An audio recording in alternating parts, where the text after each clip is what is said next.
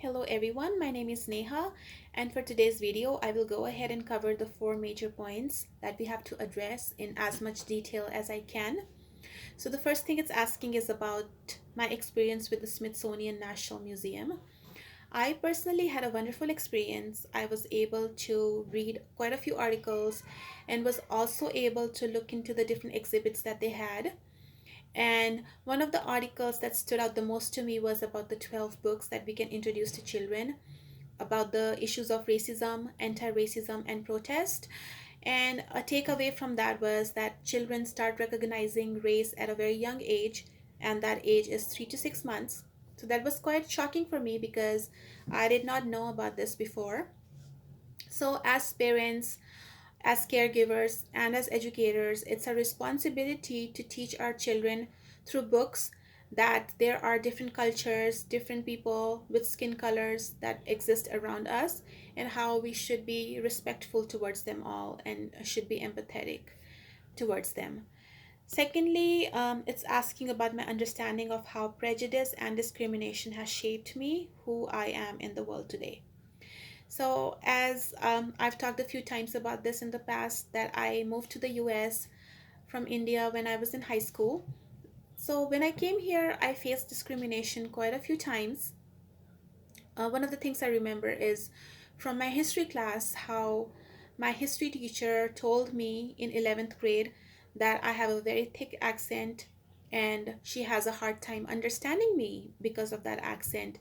And she also told me to go ahead and improve my English because if I wanted to be successful, I have to speak good English if I wanted to be successful in the United States.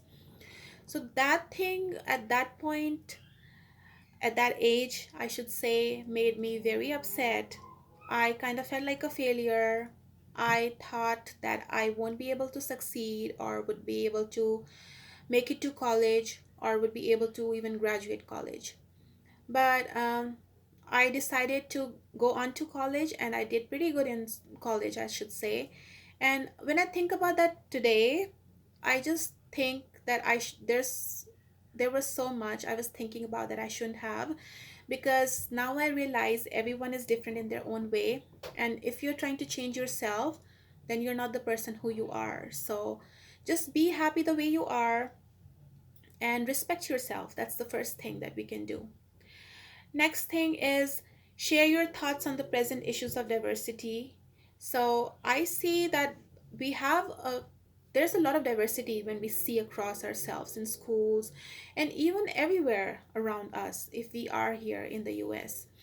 So I but there since there is diversity, I also see discrimination along with it.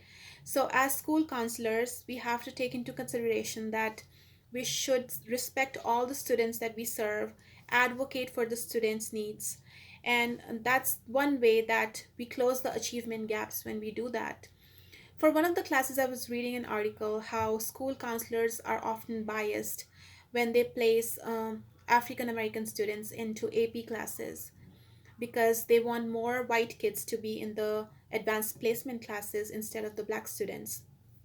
So I personally think that as school counselors, it's a responsibility to make sure that we make an inclusive environment for everyone instead of excluding the people or the students who should have the equal right to education and opportunities that everyone should have.